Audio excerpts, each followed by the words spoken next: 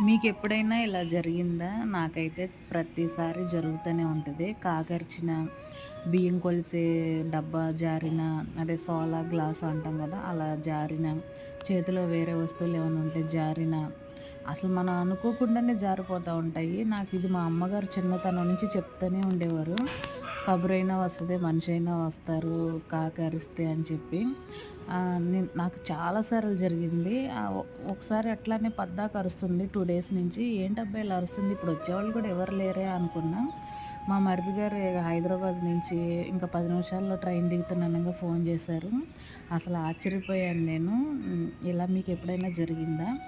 ఇప్పుడు ఈ విషయం ఎందుకు చెప్తున్నానంటే, వస్తారు అన్నది ఖచ్చితంగా నిజం. కాకపోతే ఇది మూడోది మాట.